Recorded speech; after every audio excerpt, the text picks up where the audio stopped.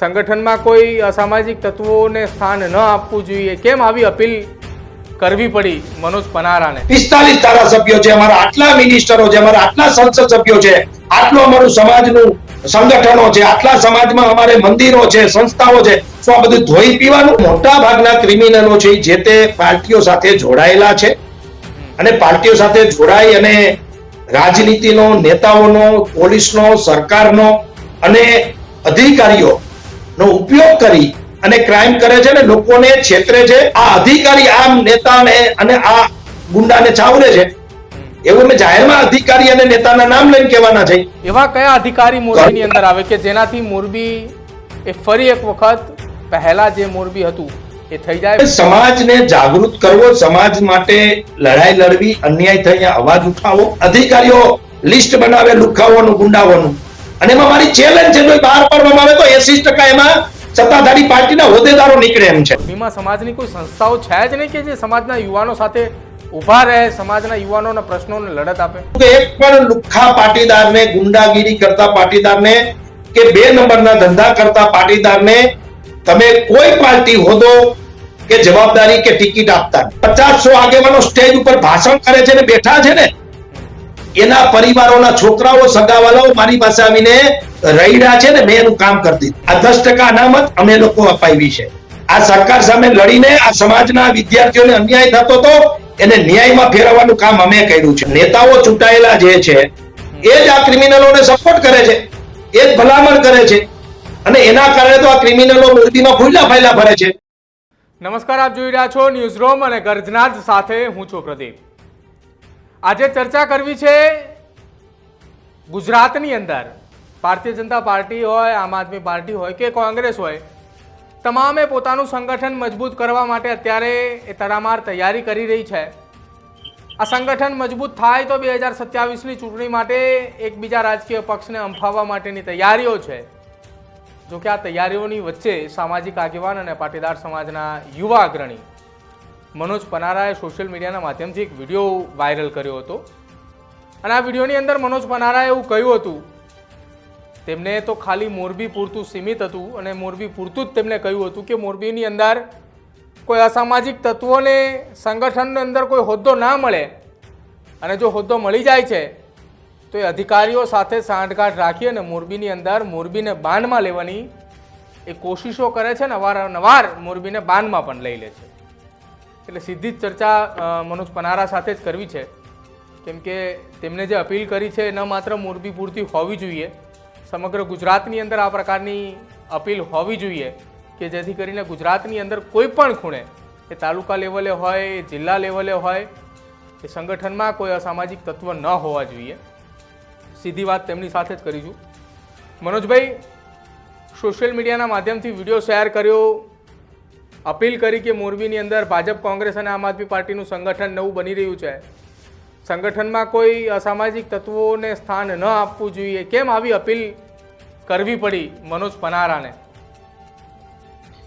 વિષય એટલો જ છે કે હમણાં જ તાલુકા જિલ્લાઓની ચૂંટણીઓ આવવાની છે, ત્યાર પછી ધારાસભાની ચૂંટણીઓ આવવાની છે અને અત્યારે દરેક પાર્ટીઓ પોતાના મજબૂત સંગઠનો બનાવવા જઈ રહી છે. ત્યારે મારી એટલી વાત હતી કે આવા અસામાજિક તત્વોને ભૂતકાળમાં અનેક લોકોને પાર્ટીઓ હોદ્દા આપી ચૂકી છે, ખાસ કરીને સત્તાધારી પાર્ટી, અને એ સત્તાધારી પાર્ટીમાં રહીને ખૂબ લોકોને હેરાન કરવા, પરેશાન કરવા અને અસામાજિક તત્વો જે છે એ પાર્ટીઓના હોદ્દા લઈને એની નીચે ગુંડાઓની ટોળી તૈયાર કરી અને પોલીસનો ઉપયોગ કરીને, સત્તાનો ઉપયોગ કરીને, નેતાઓના સંબંધનો ઉપયોગ કરીને આખી આ ટોળીઓ એ પ્રજાને રંજાડતી હોય છે, હેરાન કરતી હોય છે.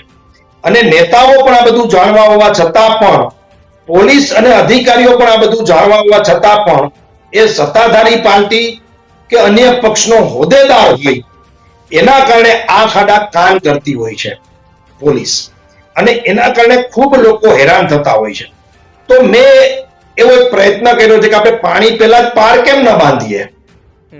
આ નવું સંગઠન બને છે એની અંદર કમસે કમ હું મારા જિલ્લામાં તો એક જાગૃત આગેવાન તરીકે અપીલ કરું ત્રણેય જિલ્લાના પ્રમુખોને, ત્રણેય પાર્ટીના, કે આ પ્રકારના લોકોને તમે હોદ્દામાં ન લેતા. આ મારી અપીલ છે ને મને એવું ચોક્કસ લાગી રહ્યું છે કે જ્યારે તમે આ ડિબેટ કરી રહ્યા છે ત્યારે મને એવું ચોક્કસ લાગે છે કે મારા જિલ્લામાં તો આની અસર થવાની છે. અને ત્રણેય જિલ્લાના જે અમારી ત્રણેય પાર્ટીઓ જેના જિલ્લાના પ્રમુખો છે એ ખૂબ સજ્જન અને સારા છે.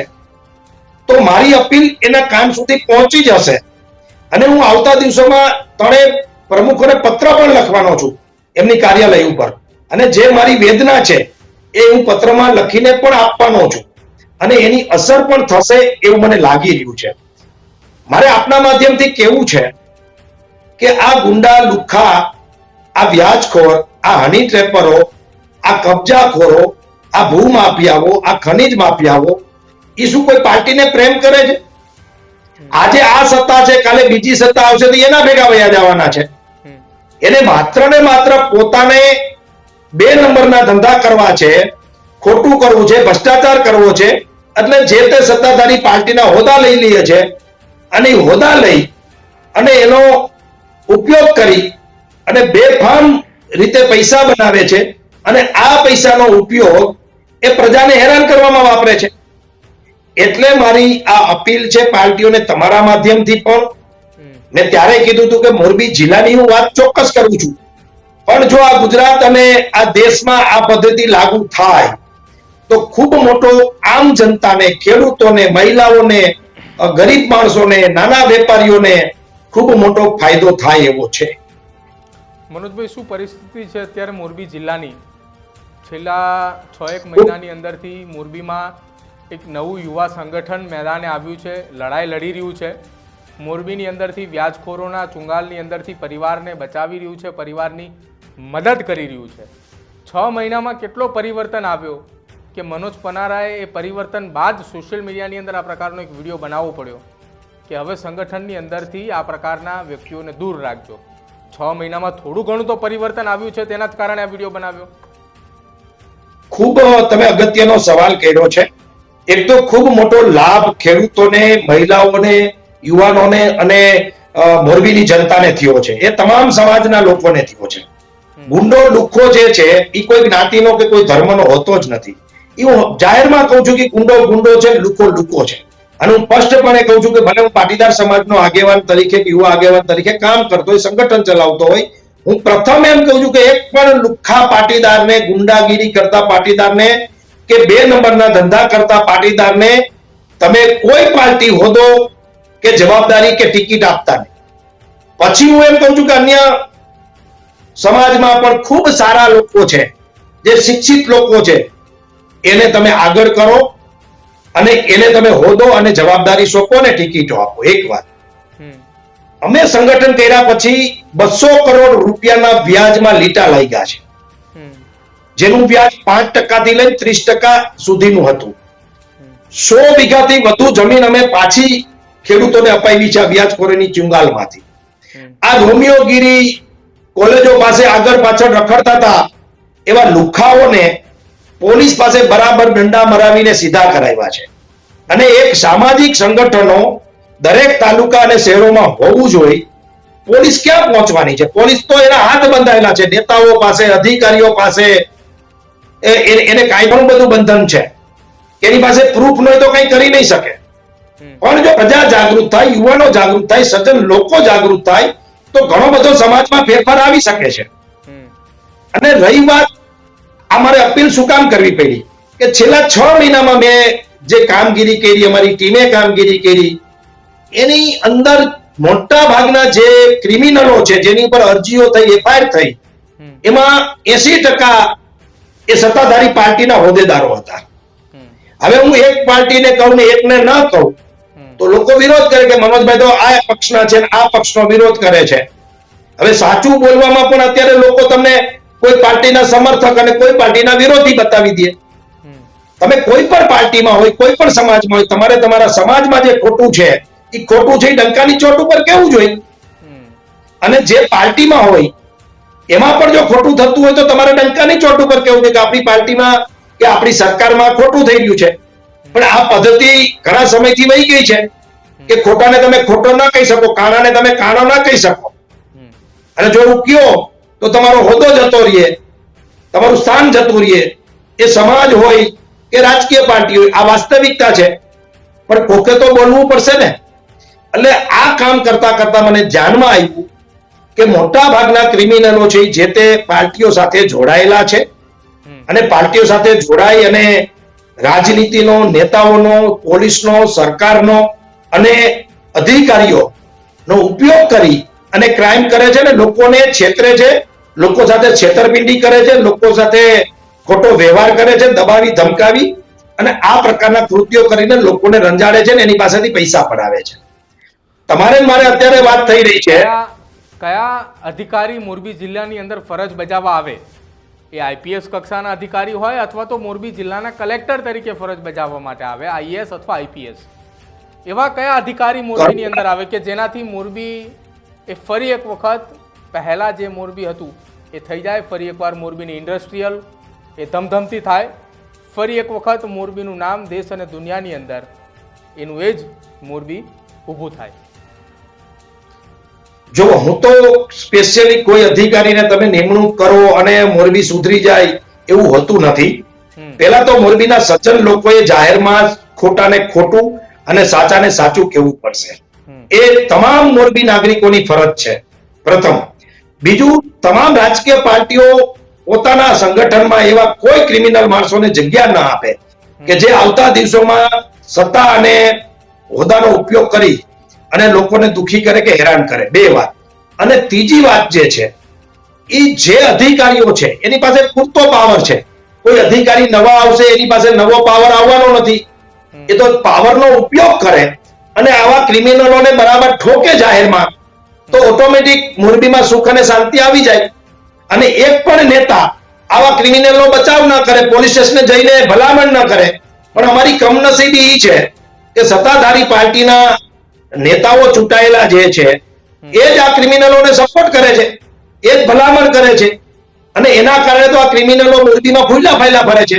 હું તમને નાનકડી વાત કરું, 602 એક જમીનનો સર્વે નંબર છે, એમાં માલિકને ખબર નથી, આમ છતાં એના ખોટા બધા જ પ્રકારના ડોક્યુમેન્ટ કરી અને એ જમીનનો માલિક કોઈ બીજો બની જાય છે.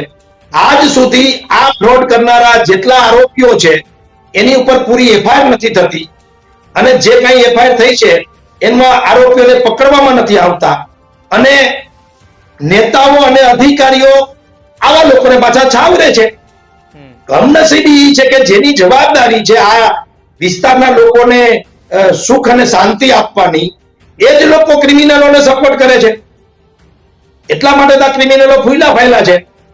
અને આવતા દિવસોમાં હું તમારા માધ્યમથી કહું છું કે જે નેતાઓ જે ક્રિમિનલોને સપોર્ટ કરે છે એનો જાહેરમાં અમે વિરોધ કરવાના છે, મીડિયામાં જાહેરમાં નામ સાથે બોલવાના છે.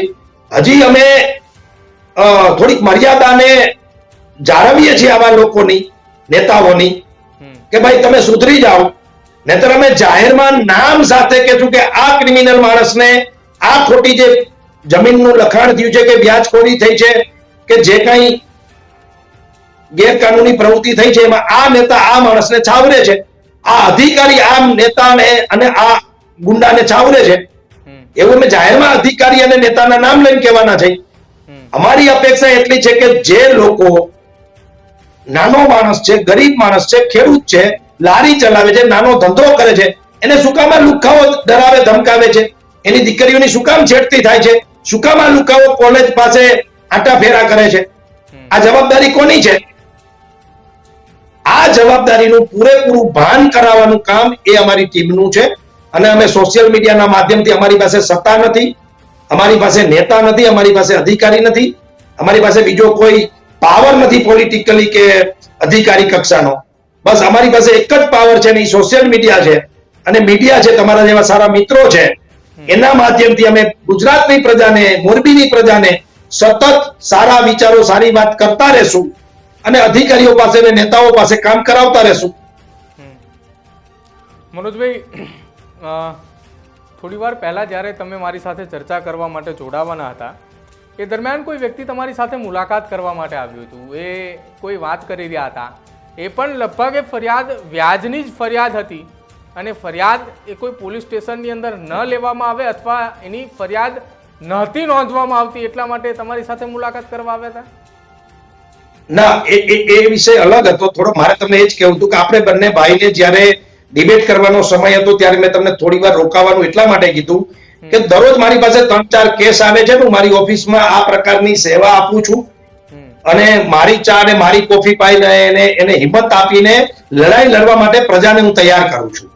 વિષય એવો હતો કે એક છોકરાને કોઈ એક લેડીઝ સાથે ફોનમાં બંનેની મનપસંદથી વાતો કરતા હતા અને એ વાતોની ક્લિપ થર્ડ પાર્ટી એને સંભળાવી અને 10 લાખ રૂપિયા લઈ ગયો પહેલી વાર.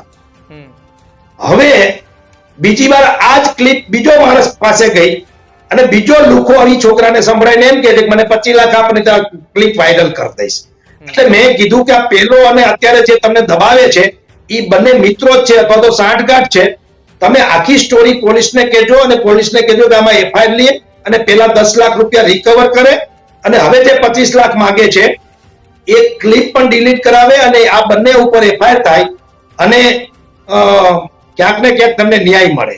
તો આ પ્રકારે ટેલિફોનમાં એક મોબાઈલમાં હું તમે વાત કરીએ છીએ એની ક્લિપ રેકોર્ડ કરી અને પૈસા 10-10 લાખ રૂપિયા પડાવવા એવા ધંધાઓ આજે મોરબીમાં અનેક જગ્યાએ ચાલે છે આવા લુખાઓ દ્વારા. અને એ 10 લાખ આપી દીધા પછી એક ક્લિપ બીજો માણસ બીજા લુખાને આપી દે અને આવી 25 લાખ પડાવવાની વાત કરે છે. એટલે આ પરિસ્થિતિ અહીંયા પટેલોની છે અને પાછા અમે કોલર ઊંચા કરીને કહીએ છીએ કે અમારા 40 ધારાસભ્યો છે, 45 ધારાસભ્યો છે, અમારા આટલા મિનિસ્ટરો છે, અમારા આટલા સંસદ સભ્યો છે, આટલું અમારું સમાજનું સંગઠનો છે, આટલા સમાજમાં અમારે મંદિરો છે, સંસ્થાઓ છે. શું આ બધું ધોઈ પીવાનું? તમારો તળિયાનો પાટીદાર બિચારો હઈ કે હોતો નથી. આવા લુખાઓ ખાલી એક ક્લિપમાં 10 લાખ ને 25 લાખના તોડ કરે છે અને એને સાંભળવા વાળું કોઈ નથી. અને તમે આમ કોલર ઊંચા કરીને કહો છો કે અમારા 45 ધારાસભ્ય છે. શું આ બધાને ચટણી કરીને ખાવા રાતે માથે રાખ્યા છે? અને આ ધારાસભ્યો કે આ સંસ્થાના આગેવાનો કે આ આગેવાન થઈને બેઠા છે એવા લોકો ન્યાય નથી અપાવી શકતા પાટીદારોને, ગરીબ માણસોને, ખેડૂતોને. પેલો માણસ દુકાન ચાલે છે કરિયાણાની અને કોઈ સાથે પ્રેમ થાય છે, પ્રેમની વાતો કરે છે, તો એ શું ગુનો છે? અને જો ગુનો બનતો હોય તો 10 લાખ રૂપિયા પડાવવાના છે. આ પ્રકારના રોજ તમને કહું છું કે 5 કેસ આવે છે આ છેલ્લા 6 મહિનાની અંદર. તમે હિસાબ કરો કેટલા કેસીસ એક જિલ્લામાં છે. જો આ જિલ્લામાં આ પાટીદારો અને નાના માણસો તમામ સમાજના આવે છે. આ ગરીબ માણસોની જો અહીંયા આ પરિસ્થિતિ હોય તો આખા ગુજરાતમાં શું પરિસ્થિતિ હશે? અને આ અધિકારીઓ લિસ્ટ બનાવે લુખાઓનું, ગુંડાઓનું, અને એમાં મારી ચેલેન્જ છે જો બહાર પાડવામાં આવે તો 80% એમાં સત્તાધારી પાર્ટીના હોદ્દેદારો નીકળે એમ છે. એટલે તો મેં વિનંતી કરી છે કે આવા લુખાઓને તમે હોદ્દાના, આવા ચીટરોને તમે હોદ્દા આપો છો એ નંબર પ્લેટ ગાડીમાં લગાડી અને કારના અરીસામાં ભાજપનો ખેસ લગાડી અને બજારમાં લુખાગીરી ને દાદાગીરી કરે છે અને લોકોને હેરાન અને પરેશાન કરે છે. એટલે તો મારી અપીલ કરવાની વાત છે અને હું ચેલેન્જ સાથે કહું છું કે આજે જે આ બે લુખા પૈસા માંગે છે ને, એક 10 લાખ લઈ ગયો છે, અત્યારની જ વાત કરું છું, ઇન્સ્ટન્ટ આજ સેકન્ડ કે આજ મિનિટ કે આજ કલાકની હું તમને વાત કરું છું, આજની તમે જે સાંભળી છે રેકોર્ડ આપણે નો કર્યું પેલા, એમાંથી 2માંથી એક ભાજપનો નેતા નીકળશે. મારી ચેલેન્જ છે. એટલે કહેવાનો મારો મતલબ એ છે કે આવા ક્રિમિનલોને તમે હોદ્દાઓ આપી અને પ્રજાને અને સમાજને લૂંટવાનો ધંધો ચાલુ કરાવ્યો છે અને ક્યાંક ને ક્યાંક આ નેતાઓ એમાં ભાગીદાર છે. એટલે મારી અપીલ છે. મનોજભાઈ, પાટીદાર સમાજની કેટલીક સંસ્થાઓ છે, એ સંસ્થાઓ વારંવાર કોઈ કાર્યક્રમ હોય તો મંચ ઉપરથી નિવેદન એ સમાજના આગેવાનો આપતા હોય છે કે સમાજના નાનામાં નાના વ્યક્તિને જ્યારે જરૂર પડે ત્યારે સમાજ એની પડખે ઊભો છે. તો મોરબીમાં સમાજની કોઈ સંસ્થાઓ છે જ નહીં કે જે સમાજના યુવાનો સાથે ઊભા રહે, સમાજના યુવાનોના પ્રશ્નોને લડત આપે? દુઃખ સાથે મેં આજ સુધી કોઈને કીધું નથી, પણ આજે તમારા માધ્યમથી કહું છું, મારું દુઃખ છે કે આજે જ મોરબી જિલ્લાના હળવદ તાલુકામાં પાટીદાર સમાજનો બહુ મોટો સમિયાણો છે, બહુ મોટો. કદાચ લાખો પાટીદારો ત્યાં એકત્રિત થવાના છે અને મોરબી નહીં, ગુજરાતભરના પાટીદારો ત્યાં, મોરબીના તો તમામ આગેવાનો ત્યાં હશે જ, પણ ગુજરાતભરના પણ એમાં પાટીદારો ભેગા થવાના છે. મને કાર્ડ પણ મોકલું નથી આ પાટીદારોએ. શું કામ? કે હું સરકારની આલોચના કરું છું, સરકારના ખોટા નિર્ણયોની આલોચના કરું છું. પાટીદાર સમાજને અન્યાય થાય છે અધિકારીઓ દ્વારા કે નેતાઓ દ્વારા કે સરકાર દ્વારા, એનો હું વિરોધ કરું છું. એટલે મારે સ્ટેજ નથી જોતું, પણ મને એક કાર્ડ પણ આ સમાજ લખવા તૈયાર નથી. અને આમ છતાં 300 લુખ્ખાઓને દુશ્મન બનાવી અને આ લડાઈ લડું છું. અને એનાથી વધારે કહું તમને મોટા ભાઈ, કે જે સ્ટેજ ઉપર 50 બેઠા હશે ને, એના પરિવારોનું પણ મેં કામ કરેલું છે. અને જ્યારે ચેલેન્જ સાથે કહું છું તમારા માધ્યમથી, કે જે 50 આગેવાનો સ્ટેજ ઉપર ભાષણ કરે છે ને બેઠા છે ને, એના પરિવારોના છોકરાઓ સગાવાલાઓ મારી પાસે આવીને રહીડા છે ને, મેં એનું કામ કરી દીધું છે. એટલે આ મારા કામ કરવાની પદ્ધતિ છે. હું કઈ ઉપકાર નથી કરતો. હું જે સમાજમાં, જે વિસ્તારમાં જન્મો છું, અને એ વિસ્તારના લોકોની પીડા છે, એ સમાજની પીડા છે, એ બેન દીકરીઓ, એ પરિવારો, એ લોકોની પીડા છે, એ મારે સાંભળવી જોઈએ અને મારે એ દૂર કરવાની મારી ફરજ છે.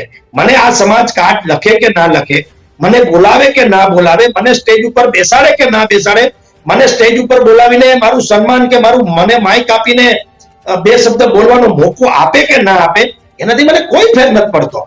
પણ એટલું ચોક્કસ છે કે આ સમાજને 1000 કરોડનું પેકેજ, 500 કરોડનું સ્વાવલંબન યોજના અને 500 કરોડનું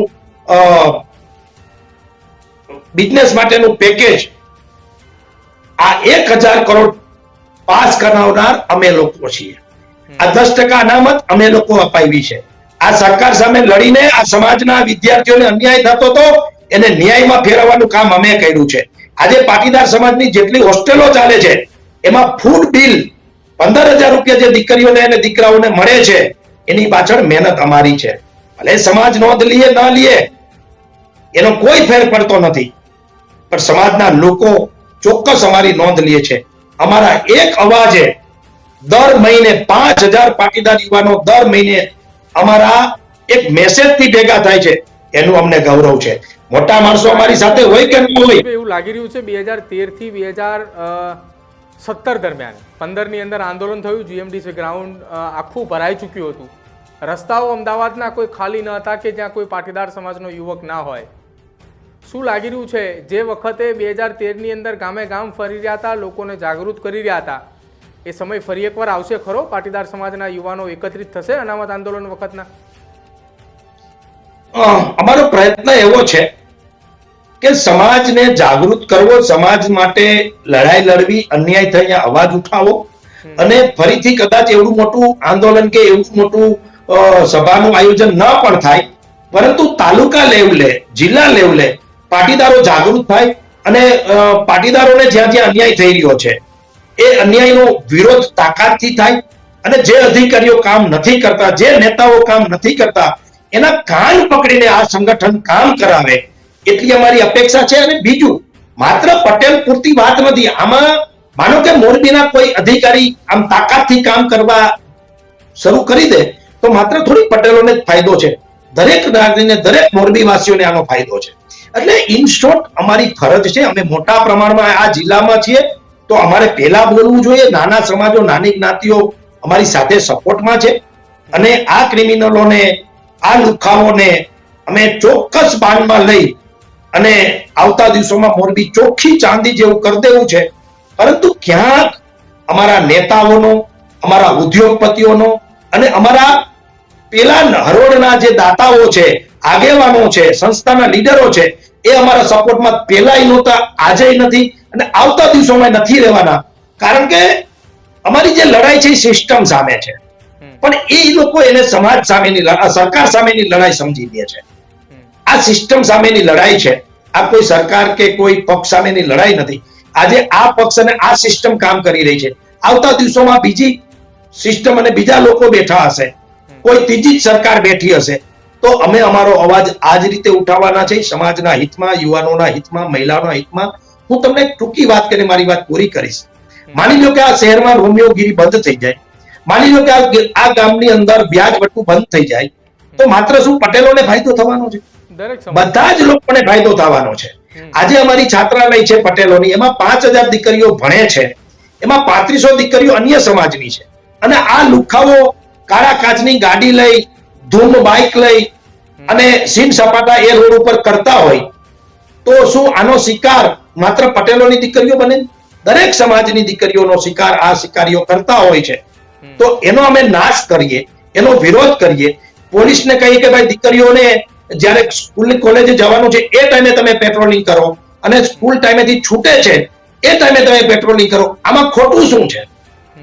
પણ છતાંય આ લોકો એને સરકારનો વિરોધ ગણે છે, છતાંય આ લોકો એને ભાજપનો વિરોધ ગણે છે, છતાંય આ લોકો અમને એન્ટી બીજેપી ને એન્ટી હિન્દુ ગણે છે.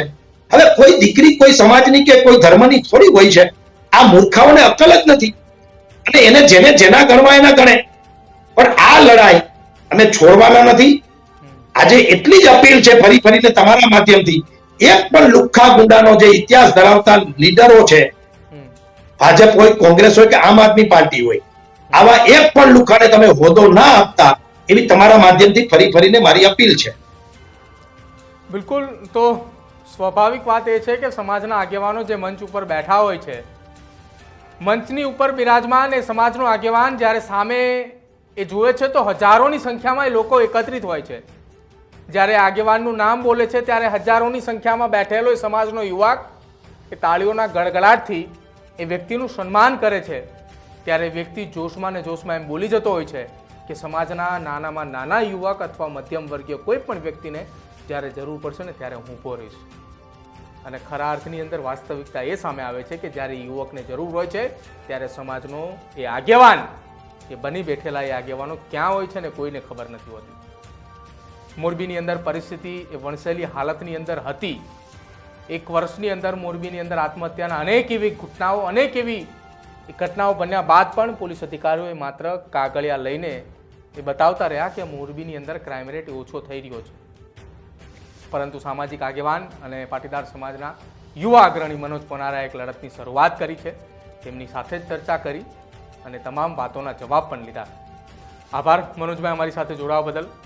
તો ગુજરાતની અંદર વાસ્તવિક સ્થિતિ શું છે જો એ આપ જાણતા હોય તો જરૂરથી અમારા કમેન્ટ સેક્શનની અંદર જણાવજો. અને મનોજ પનારાની વાત સાથે તમે કેટલા સહમત છો કે ગુજરાતની અંદર જે રાજકીય પાર્ટીના સંગઠનની અત્યારે ચર્ચાઓ ચાલી રહી છે, સંગઠનના એ તાલુકા અને જિલ્લા લેવલના સંગઠનના પ્રતિનિધિઓની નિમણૂક થઈ રહી છે, ત્યારે શું હકીકતની અંદર મનોજ પનારાએ જે વાત કહી એ વાત થાય છે ખરી? એ વાત શક્ય છે ખરી કે સંગઠનમાં અસામાજિક તત્વોને હોદ્દો આપવામાં આવે છે અને તે અધિકારીઓ સાથે એ મળી ગળી એ તાલુકો હોય, એ જિલ્લો હોય અને બાનમાં લઈ અને પોતાનું રાજ ચલાવે છે? જો આપ આ વાત સાથે મનોજ પનારાની વાત સાથે સહમત હોય તો જરૂરથી અમારા કમેન્ટ સેક્શનની અંદર જણાવજો. જોતા રહેજો ન્યૂઝરૂમ. નમસ્કાર.